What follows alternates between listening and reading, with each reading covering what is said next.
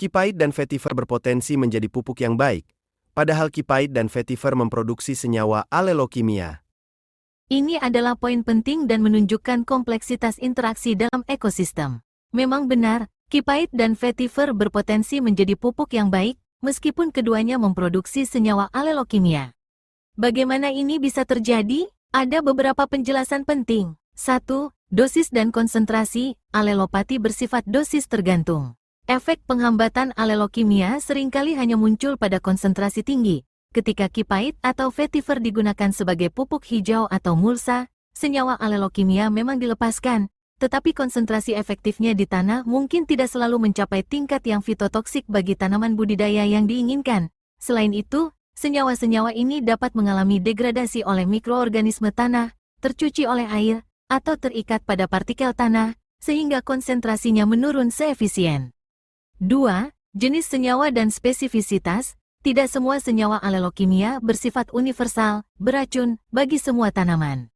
Efeknya bisa spesifik terhadap spesies tertentu. Senyawa alelokimia dari kipait atau vetiver mungkin sangat efektif menghambat gulma tertentu, misalnya ilalang, tetapi kurang atau bahkan tidak berefek negatif pada tanaman budidaya yang ditanam. Bahkan ada kemungkinan beberapa senyawa alelokimia pada dosis rendah justru menstimulasi pertumbuhan tanaman tertentu. Ini disebut hormesis. 3. Proses dekomposisi dan ketersediaan nutrisi. Ketika kipait atau vetiver digunakan sebagai pupuk hijau, mereka dipanen, dipotong-potong, dan diaplikasikan ke tanah. Proses ini memicu dekomposisi biomasa oleh mikroorganisme tanah. Selama dekomposisi ini, sebagian besar nutrisi penting, nitrogen, fosfor, kalium, mikronutrien, dilepaskan dan menjadi tersedia bagi tanaman. Pelepasan nutrisi ini seringkali jauh lebih dominan dan memberikan efek positif yang signifikan dibandingkan efek negatif potensial dari alelokimia yang dilepaskan secara bersamaan. Bahkan, beberapa senyawa alelokimia dapat berkontribusi pada siklus nutrisi tertentu atau memengaruhi komunitas mikroba yang menguntungkan. 4. Manajemen aplikasi. Cara aplikasi sangat penting.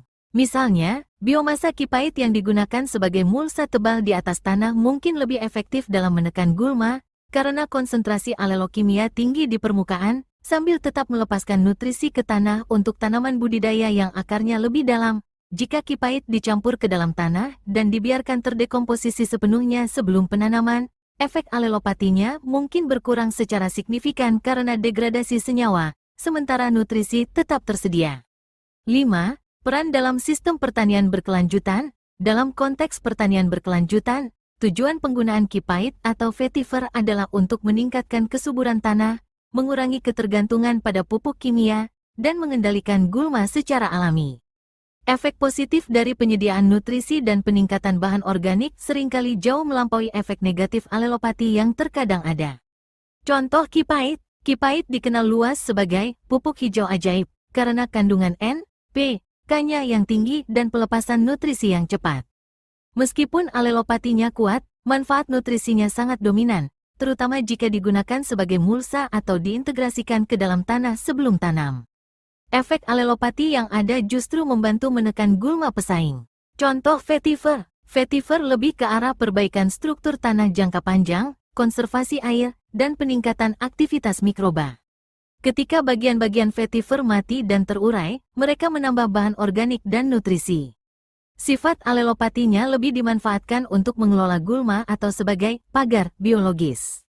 Jadi, kuncinya adalah bahwa manfaat penyediaan nutrisi dan perbaikan kondisi tanah dari biomasa kipait dan vetiver seringkali lebih besar daripada potensi efek penghambatan dari alelokimia yang mereka hasilkan, terutama pada kondisi dan manajemen aplikasi yang tepat.